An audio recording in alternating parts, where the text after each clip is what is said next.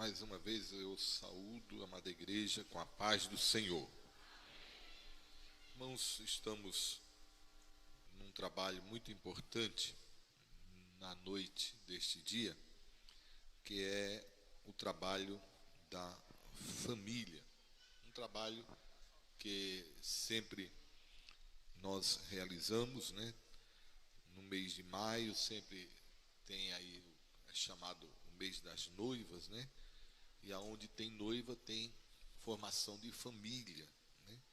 E o mês de junho, que sempre aproveitamos a data também do Dia dos Namorados para falarmos alguma coisa a respeito de família.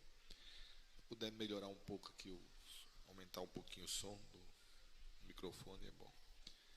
E aproveitando este dia que o Departamento da Família escolheu para realizarmos um culto, aproveitando o dia em que a nossa orquestra, né, se apresenta, que é o terceiro domingo, então nós resolvemos, juntamente com eles, fazer esse trabalho. Queremos parabenizar o Departamento da Família, todos que estiveram envolvidos, né? E principalmente pela programação que veio ocorrendo dentro do horário que foi estabelecido para cada uma das programações, desde do conjunto, da leitura da palavra, tudo dentro da hora. Eu só não sei se eu vou cumprir o horário, viu, Renan?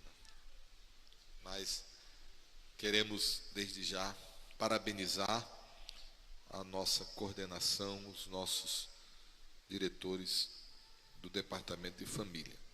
Eu quero convidar você para abrir a sua Bíblia no primeiro livro da Bíblia. Quem sabe o nome do primeiro livro da Bíblia?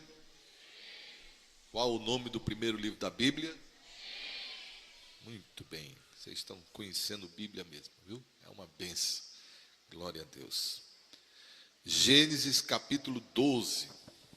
Também queremos agradecer àqueles que nos acompanham, né, pelas redes sociais e convidando você também para meditar conosco nesse texto. Gênesis capítulo 2, versículo de número 3, que diz assim: E abençoarei os que te abençoarem, e amaldiçoarei os que te amaldiçoarem, e em ti serão benditas todas as famílias da terra. A igreja diga amém. Diga comigo: a minha família, ela é abençoada por Deus.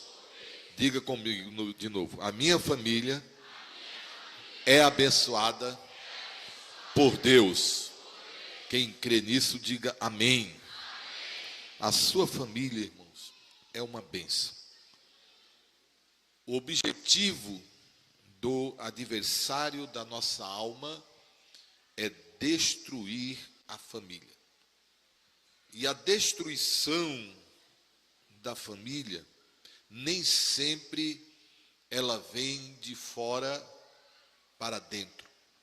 Ela, na maioria das vezes, acontece de dentro para fora. E é isso que nós precisamos ter o cuidado.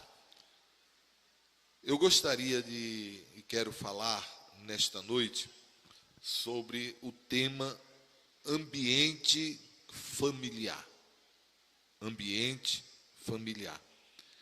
Quem esteve no culto da sexta-feira, nós aproveitamos para falar também sobre família. Quem não esteve no culto, não acompanhou, é importante você dar uma entradazinha lá no YouTube e procurar o nosso culto de doutrina e meditar na palavra que também foi falada na sexta-feira, porque entramos um pouco já como uma preparação para este tema que eu queria e quero falar nesta noite. Nós mostramos a condição de duas famílias, uma família que aparece o nome do pai e da mãe, outra família que não aparece o nome da mãe, somente do pai. Era uma mãe que o nome não ficou registrado na história, mas que os filhos dessas duas famílias tiveram uma direção totalmente diferente na história uma da outra. Então nós queremos falar sobre ambiente familiar. Para falarmos de ambiente familiar, precisamos primeiramente entender o significado desta palavra, ambiente familiar. O que ela representa para nós evangélicos e crentes em Jesus Cristo, esta palavra ambiente familiar. Se dá com o relacionamento de um homem e de uma mulher, formando uma família. Este ambiente familiar, ele tem início justamente através da união de um homem e de uma mulher, formando assim um relacionamento biblicamente constituído por Deus. O homem deixará o seu pai e a sua mãe e unir-se-á a sua mulher. Então nós encontramos ali que Deus estabelece o casamento. E quando nós falamos de casamento, irmãos, é algo que nós precisamos entender, até mesmo na nossa declaração de fé, no nosso credo. É o que nós chamamos, nós cremos, né?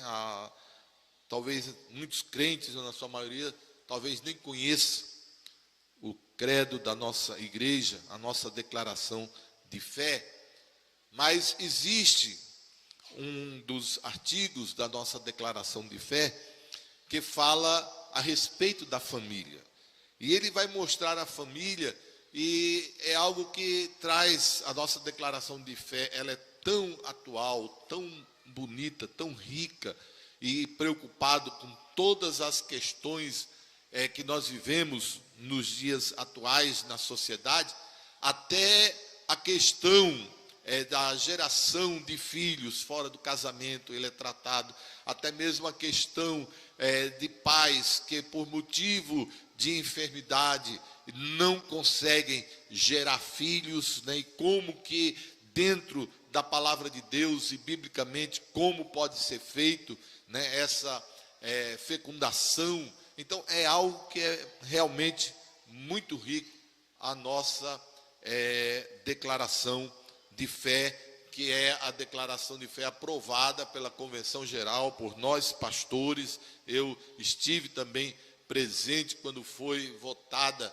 esta declaração de fé, artigo por artigo, item por item, e é a declaração de fé das Assembleias de Deus no Brasil, que estão ligadas à nossa CGADB.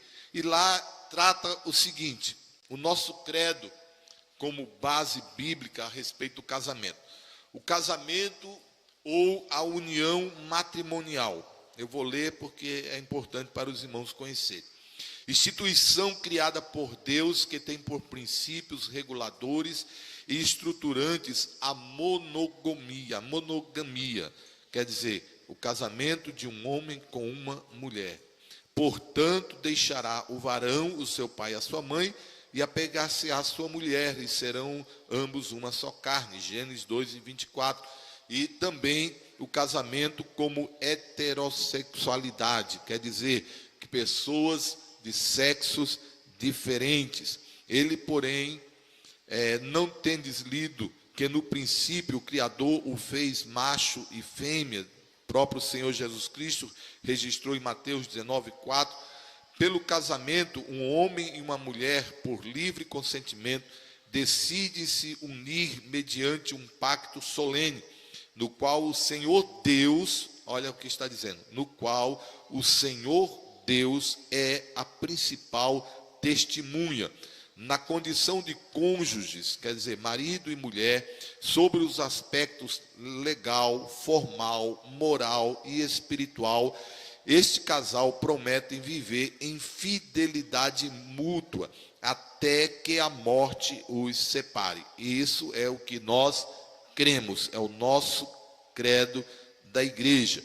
E continua dizendo assim, até que a morte nos separe, de tal modo sublime, diz a palavra, venerado seja entre todos o matrimônio, que tem por referencial espiritual, moral e afetivo o casamento. Ele tem por propósito a instituição, quer dizer, a formação, a criação familiar matrimonial.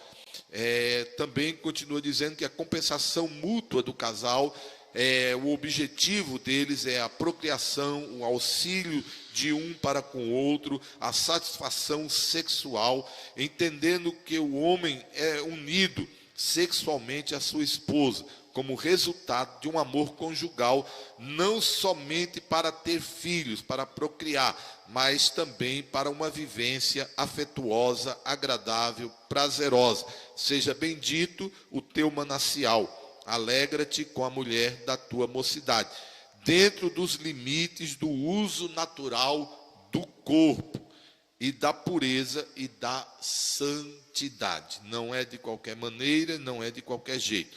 Reconhecemos a igreja, o credo da igreja, reconhece o casamento civil, religioso também com efeito civil, desde que esses casamentos não venham afrontar os princípios bíblicos da palavra de Deus. Este é o credo relacionado no que cremos no casamento segundo a palavra de Deus. Também, na mesma declaração de fé da nossa igreja, ele fala a respeito dos membros desta família. Então, diz a nossa declaração de fé, esta família, ela é formada, por pai, mãe e filhos. O pai e a mãe integram de forma originária, determinante e estruturante a família. Quer dizer que cabe ao pai e à mãe, foi o que eu disse sexta-feira aqui, dar a estrutura moral, espiritual que a família precisa. E eles, através da Bíblia, impõem o dever de revelar e de sustentar a sua família através de disciplina nos filhos, instruindo os filhos moralmente, espiritualmente e também na diferenciação dos sexos, já mostrando desde o princípio que menino é menino e menina é menina. Isso está na responsabilidade de quem? Do pai e da mãe. Isso está no nosso credo. Você pode procurar até na internet que você vai achar também. Na falta do pai ou da mãe, por descrição, muitas vezes provocadas pelo divórcio ou pela morte, o cônjuge, quer dizer, o que ficou vivo, ele continua a cumprir o dever da família. Os filhos também adquirem capacidade, ao adquirirem capacidade financeira, os filhos, ao adquirirem a capacidade financeira, eles devem honrar o pai e a mãe, principalmente se eles ficaram sozinhos. Todo relacionamento entre homem e mulher que gere descendências fora do casamento acarreta compromissos morais e obrigações sociais para com esses descendentes em razão da paternidade ou maternidade. Entretanto, por configurar um desvio moral e espiritual em relação ao padrão divino para a instituição e preservação da família, tal relacionamento não deve ter continuidade. Quer dizer, que se acontecer um erro, uma falha, isso não quer dizer que as pessoas terão que conviver porque surgiu um filho, mas deverá haver a correção espiritual e esses devem se distanciar um do outro, porque toda relação fora do casamento, ele é um adultério extramatrimonial. Então, também nós cremos e professamos e ensinamos que a família é uma instituição criada por Deus, imprescindível à existência humana, formação e realização integral do ser humano, sendo composta de pai, mãe e filho, se tiverem. Deus criou o ser humano à sua imagem e semelhança e fê-los macho e fêmea. Criou Deus o homem à sua imagem, a imagem de Deus os criou, macho e fêmea os criou, demonstrando a sua conformação heterossexual. A diferenciação dos sexos visa a complementariedade mútua da união conjugal. Todavia, nem o varão é sem a mulher, e nem a mulher sem o varão do Senhor. Rejeitamos, está dizendo aqui, rejeitamos o comportamento pecaminoso da homossexualidade, por ser condenada por Deus nas Escrituras, bem como qualquer configuração social que se denomina família. Quer dizer que tudo aquilo que se denomine família, fora do que diz a palavra de Deus, homem e mulher, esta existência é fundamentada em uma prática pecaminosa.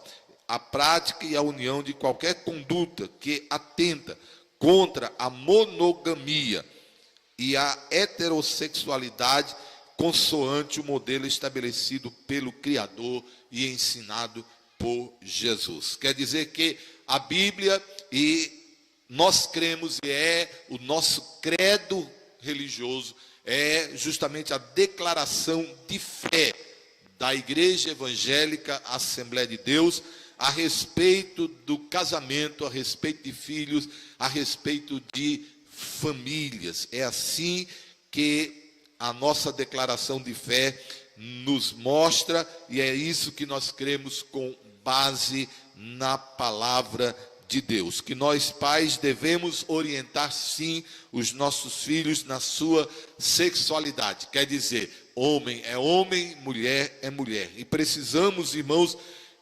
compreender e ver dentro da nossa casa quando começa a haver um desvio de conduta na criança, para podermos orientar, para podermos mostrar e trazer o nosso filho à realidade e para dentro da palavra de Deus, naquilo que nós cremos. Muitas vezes nós fechamos os olhos dos nossos filhos quando estão pequenos, e depois, quando eles começam a crescer, nós não acreditamos no que estamos vendo. E aí, muitas vezes, já é tarde e está numa situação bem complicada. Então, nós acreditamos num casamento que seja heterossexual entre um homem e uma mulher, e não aceitamos o comportamento da homossexualidade. Mas registrando aqui que nós amamos os que são desta maneira, aqueles que estão presos e levando muitas vezes dentro de si esta dificuldade, enfrentando a luta dentro do seu comportamento, mas nós queremos dizer que nós amamos a todos e acreditamos sim que Deus pode transformar e mudar a vida de cada um. Assim como a Bíblia diz que aqueles que os homens o fizeram eunuco, outros se fizeram eunucos por natureza, nasceu desta maneira, e outros foram feitos por amor a Deus. Então nós observamos que muitas vezes, tanto o jovem que ele é heterossexual, ele também precisa conter o seu comportamento sexual. A vida sexual livre, isto não pertence a nós evangélicos. Cremos sim que o moço e a moça, eles precisam chegar ao casamento puros, preservados um ao outro para o dia do matrimônio. Dito isso, irmãos, nós queremos falar a respeito justamente deste ambiente familiar, em qual nós mostramos para os irmãos o nosso credo, aquilo que nós acreditamos. Mas a realidade do que existe no mundo hoje é bem diferente do nosso credo e daquilo que a Bíblia nos ensina. Então, existem várias formas de famílias que estão aí determinadas pela sociedade, não é pela Bíblia e nem pela igreja.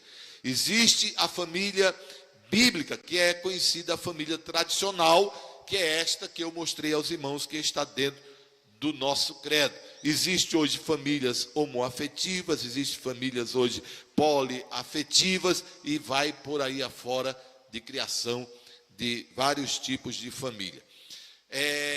Coincidentemente, o nosso trabalho de família, ele caiu no dia que é conhecido por alguns, no dia 15 de maio, como o Dia Internacional da Família. Agora, este Dia Internacional da Família, ele foi estabelecido pela ONU, pela Organização Nacional das Nações Unidas, Internacional das Nações. Então nós observamos, irmãos, que este dia, ele é um dia diferente do que nós comemoramos, né? Até mesmo em nossa pátria existe uma diferença. Existem alguns grupos que comemoram 24 de abril, tem outros que comemoram 8 de dezembro e vai por aí afora. Não deixa de ser este dia, um dia comemorado para o Dia da Família, que foi estabelecido na ONU para o Dia da Família, porque nós encontramos um cerco que alguns grupos, para nós não identificarmos direita ou esquerda ou direita, nós vamos dizer alguns grupos, tá certo? Que se organizam e pressionam para que possam ser retirado este termo de família tradicional. Eles querem de toda maneira mudar esta maneira em que nós conhecemos a família tradicional, formada por sexo diferente, um homem e uma mulher. E justamente esses grupos, eles pressionam os governantes e pressionam as nações para que seja estabelecido um dia como este, o Dia da Família, que, segundo o próprio termo que vai lá, eles constituem que a família, ele é todo este tipo de formação, que seja ela tradicional, que seja homoafetiva, que ela seja poliafetiva, né? Então, ele vai dando como base a tudo isto. Então, nós observamos que são princípios que vão contra a palavra de Deus. Então nós encontramos que este grupo, né, que é chamado, não sei se é direita ou esquerda ou direita, aí os irmãos conhecem e sabem, né, aqueles que pressionam para que isto venha a acontecer. Mas isso é um movimento localizado, é um movimento regional ou um movimento nacional? Não, irmãos, isso é um movimento mundial. Por quê? Porque o objetivo justamente é este, é de trazer uma destruição à família como nós conhecemos a família tradicional. Então, eles normalmente são contra o quê? O Dia das Mães. Por quê? Porque o Dia da Mãe já está dizendo, a mãe. Eles são contra o Dia dos Pais. Por quê? Porque está determinando uma pessoa no Dia dos Pais. O Dia dos Avós. Eles vão cercando porque eles dizem que a família deles é formada de uma maneira diferente. Então, se estabelece um dia para ser o Dia da Família e assim trazer a formação da família. Não o Dia da Mãe, não o Dia do Pai, né? Mas que seja o Dia da Família. Os irmãos entenderam? Digam amém. Vamos ver a primeira família bíblica. O próprio Deus estabeleceu, o próprio Deus criou e disse: não é bom que o homem esteja só. Então Deus faz uma companheira, faz Eva e dá a Adão. Adão e Eva formam a primeira família criada por Deus dentro de uma formação de heterossexual.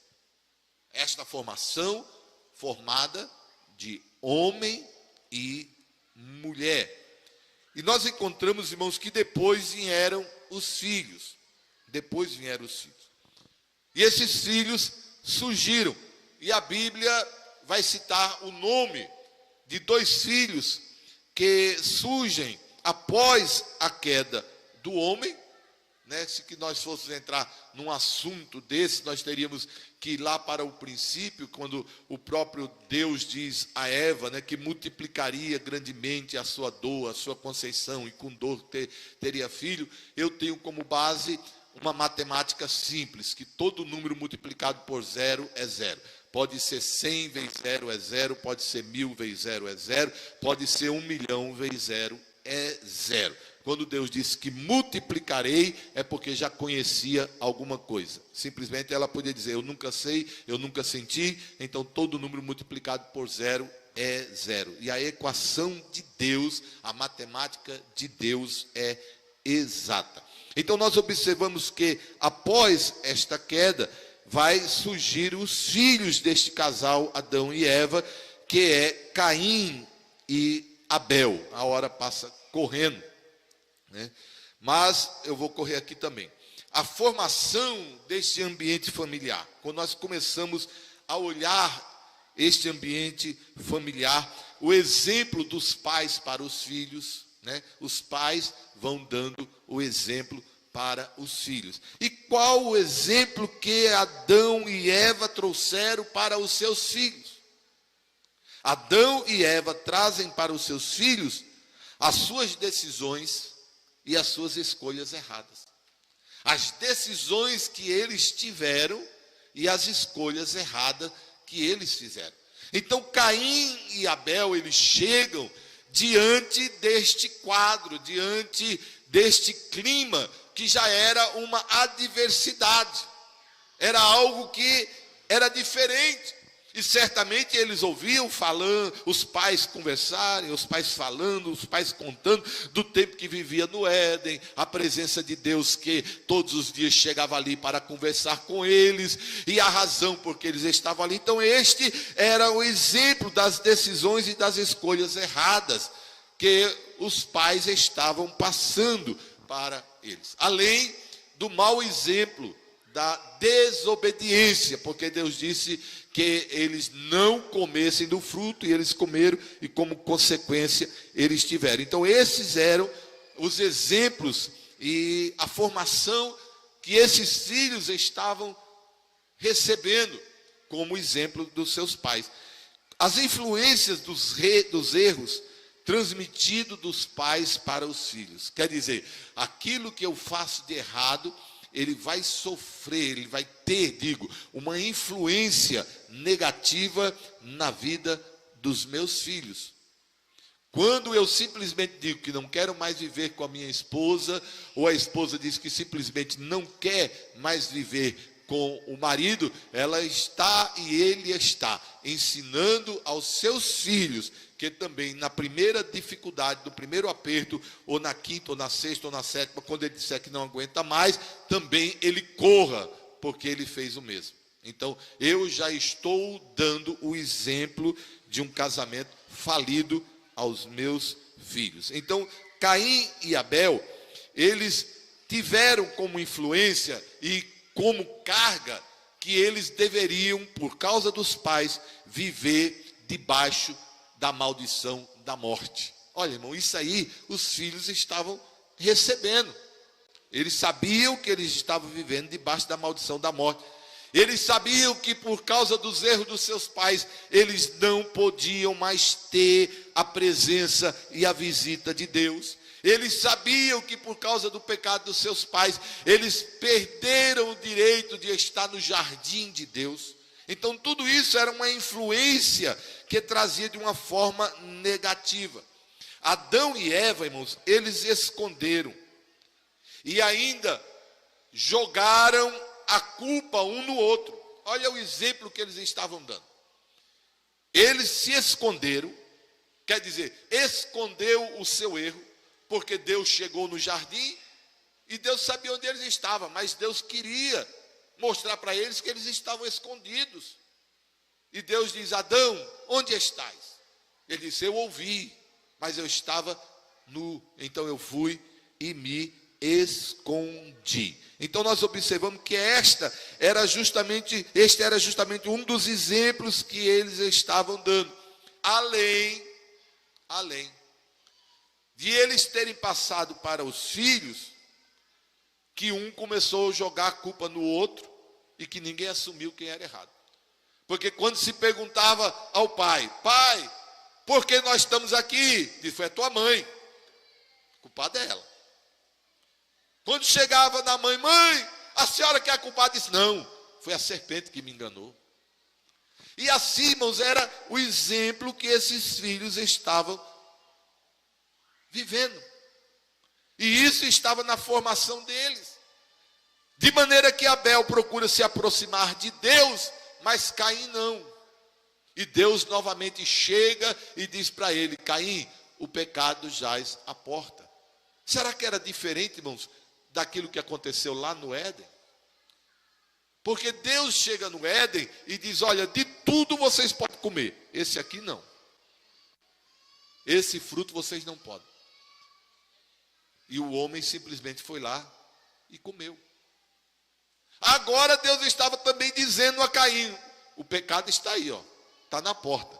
Cabe você abrir a porta ou fechar a porta. Deus estava novamente dando escolhas. E qual o exemplo que ele tinha de boa escolha? Nenhuma. Porque o mundo estava vivendo debaixo de uma maldição que tinha sido provocada por causa da escolha do seu pai e da sua mãe. Mas vamos correr um pouquinho e vemos aqui a família da promessa. Quem é a família da promessa? Abraão, Isaque e Jacó.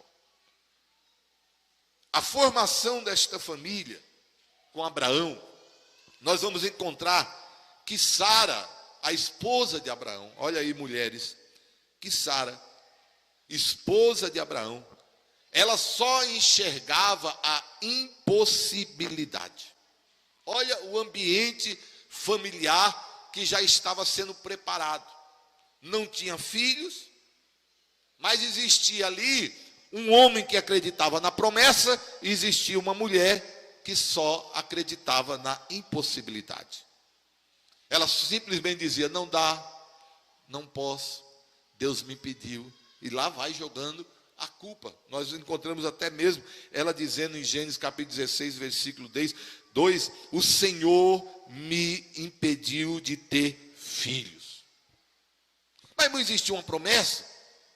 Deus me disse que ia fazer uma nação, mas ela foi trazendo, irmãos, essa impossibilidade para dentro dela. Por quê? Porque era um pensamento errado. Para Deus tudo é possível, mas para ela, Deus é que tinha impedido de ela gerar. E eu pergunto: Deus tinha impedido? Não. Deus estava simplesmente trabalhando no tempo e na história para chegar o momento exato daquilo que ele estava querendo fazer. Deus, irmão, nem se adianta nem atrasa. Deus, ele chega no momento exato daquilo que está determinado por ele. A igreja crê, diga amém. Então, irmãos, esse pensamento errado levou ela a uma decisão errada. E que decisão errada foi esta? Sara era uma esposa que não sabia esperar na promessa. Ela era uma mulher que não sabia esperar na promessa. E por ela não saber esperar, ela vendo que a velhice ia chegando mais rápido do que o cumprimento da promessa, ela procura ajudar a Deus. E ela pega a sua serva Agar e dá por mulher a Abraão. E ali nasce Ismael, que se tornou uma nação que sempre vai se encontrar na história, ela pelejando e lutando contra Israel. Por causa da escolha, nasceu, por causa da sua escolha, por ela ter aceitado o seu pensamento errado e duvidou da promessa de Deus, e ela quis ajudar. Toma, Abraão, faça aí, gere aí, tome um filho, para que a promessa de Deus se cumpra. E eu pergunto à igreja: promessa de Deus se cumpre com ajeitado? Diga, igreja, a promessa de Deus se cumpre com ajeitado? Não. A promessa de Deus se cumpre, irmão, que o homem queira, que o homem não queira, que morra gente, que não morra, que vá para lá, que vem para cá, que se mexa todas as pedras. Deus, ele cumpre a sua promessa. Deus não precisa da tua ajuda para cumprir a promessa. Se ele tiver que matar, ele mata. Se ele tiver que ressuscitar, ele ressuscita. Se ele tiver que dar vida, ele dá vida. Agora, se é promessa, porque tem muitos aí, irmãos, profetas, que estão profetando. Um péssimo exemplo para os nossos filhos. Isso era algo somente de Sara? Não, também de Abraão. Também de Abraão. Porque Deus disse que a descendência dele seria em Sara. E Deus disse que ele ia ter um filho. Mas por 2 vezes nós encontramos Abraão com medo de morrer, e ele nega que Sara é sua esposa. Por 2 vezes. Irmão, não tinha quem matasse Abraão ou tirasse a vida dele, enquanto Deus não cumprisse a promessa que tinha sido feita. Mas o medo muitas vezes nos leva a circunstâncias e a prejuízos, como teve Abraão. Mas chegou o tempo de Isaac. Isaac nasceu. Sara com 90 anos, Abraão com 100 anos. Já pensou, irmão, entrar uma velhinha aqui com 90 anos de idade, com uma criança no braço, e um velhinho de 100 anos dizendo: é a bênção que eu recebi da parte do Senhor. Admira ou não, irmãos? Admira ou não?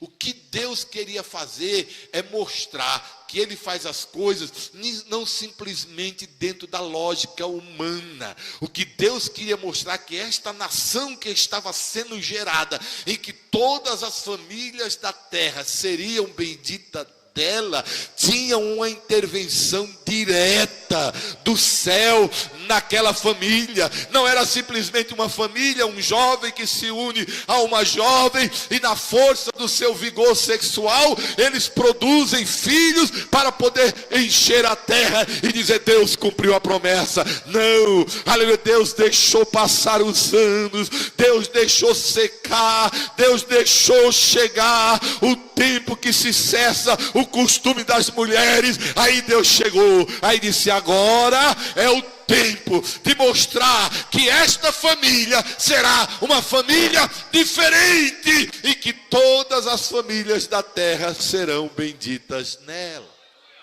Senão, irmão, seria só mais uma família na terra, seria só mais um no meio dos outros. Mas chega Isaac. Mas eu pergunto à igreja: Isaac aprendeu com quem?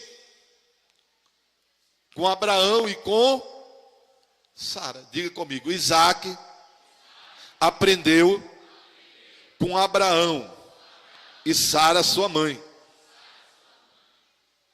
Ele aprendeu, irmão. Como um bom filho, ele aprendeu. Ele aprendeu as coisas boas e aprendeu também as coisas ruins, porque ele sabia da história. E lá vai, irmãos, Isaac se tornar mentiroso. Mas, pastor, eu nunca vi isso.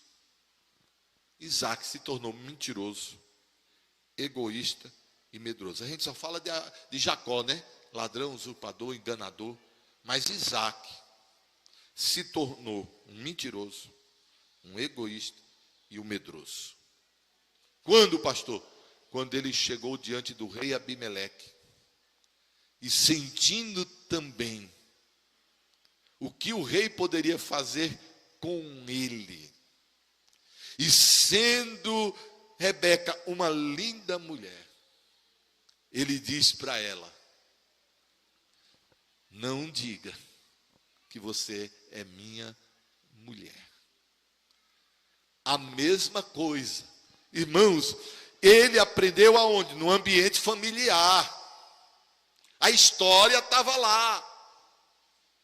Se o papai e a mamãe não contou, os filhos de alguns servos ouviram em casa e disse: meu pai disse que ele era servo e ele contava a história que o seu pai, Abraão, por 2 vezes apresentou a sua avó, a sua mãe, como irmã. Então era exemplo, irmão, que ele via ali no dia a dia. Era um ambiente familiar. E esse ambiente, na família de Isaac, vai tendo também esta formação. Por quê? Porque surgem 2 filhos e a briga já começa lá dentro do ventre. E ela pergunta: o que é isso? E Deus diz: são 2 povos, 2 nações. Agora, o maior vai servir o menor, o mais velho vai servir o mais novo. Eu pergunto à igreja: isso é promessa? Sim ou não? Sim ou não, irmãos?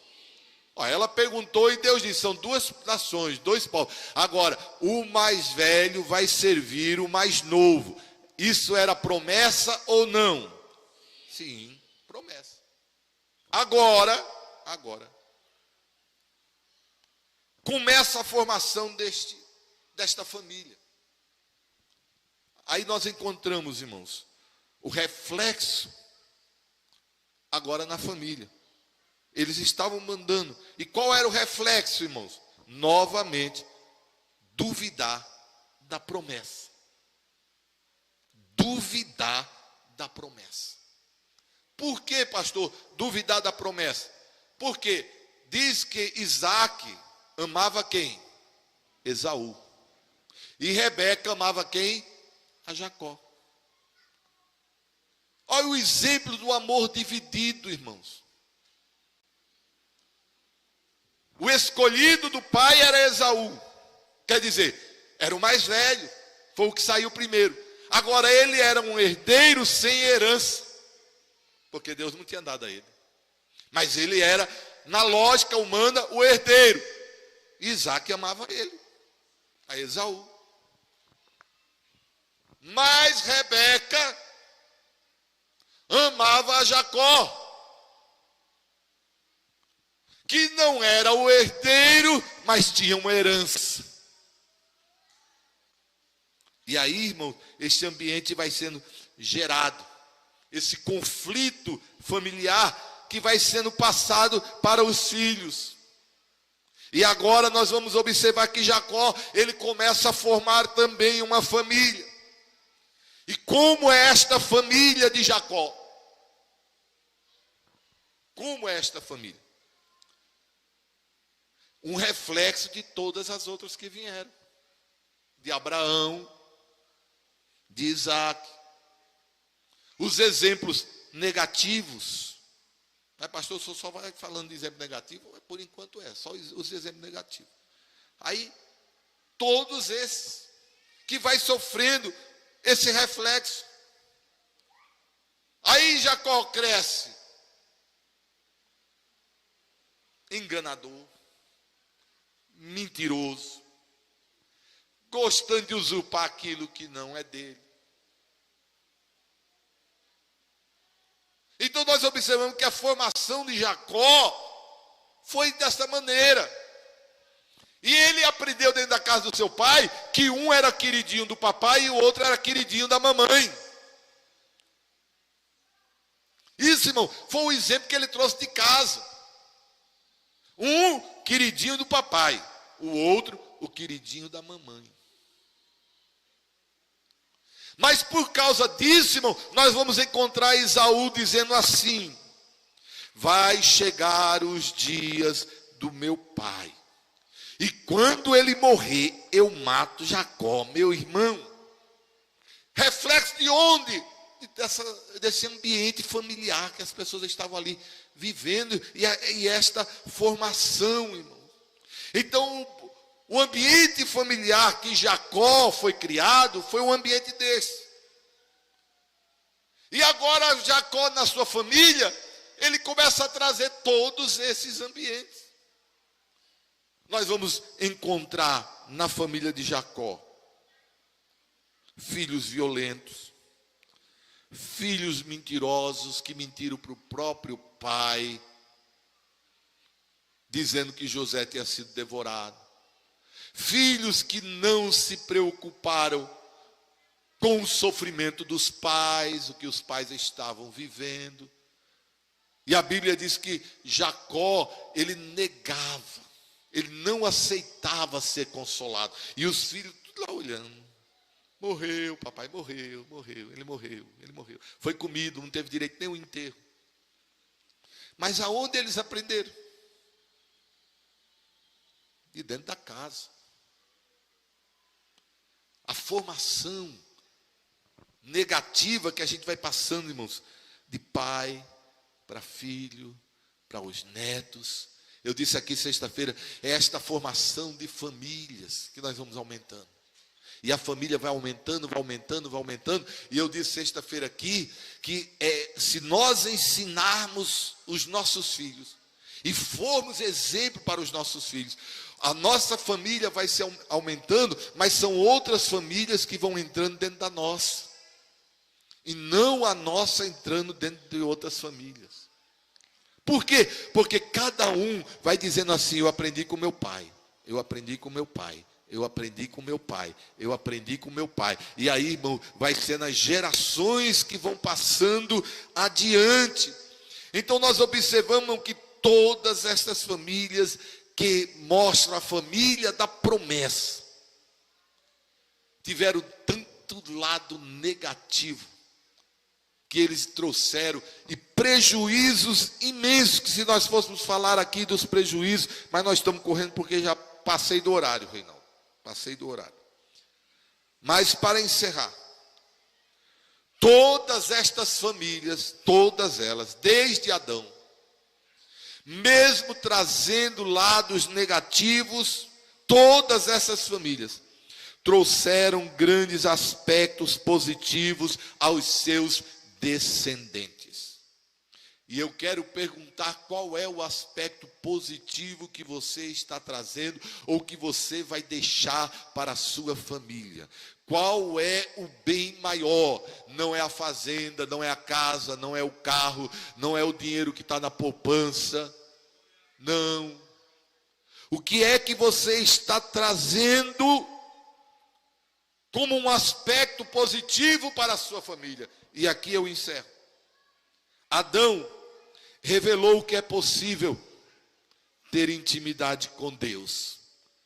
Abraão revelou que é possível viver uma vida inteira crendo e esperando uma única promessa. Isaac revelou que é possível se entregar como um sacrifício vivo a Deus e ele mesmo ser parte da promessa realizada.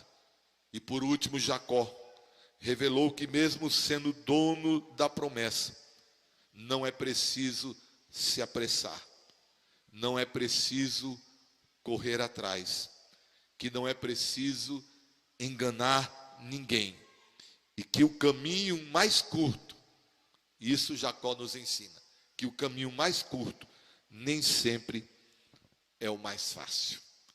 O caminho mais curto nem sempre é o mais fácil. Que a sua família seja um instrumento de Deus, aqui na terra. Trate todos os membros da sua família com amor, com carinho, com respeito, e deixe com as escolhas do crescimento de cada um, que cada um escolha o seu próprio crescimento.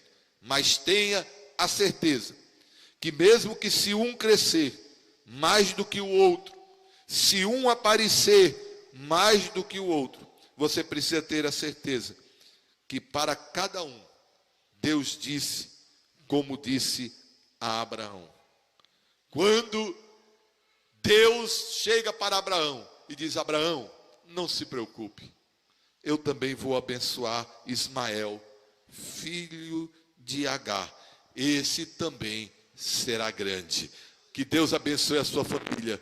Que mesmo aqueles que são os melhores dentro de casa, que vão crescer e vão chegar lá em cima, mas Deus está dizendo que até mesmo por causa de você, aquele outro que não tem um grande crescimento, que não tem uma grande projeção, ele tem sobre ele também uma bênção trazida por Deus na sua vida. Que Deus abençoe a todos em nome de Jesus.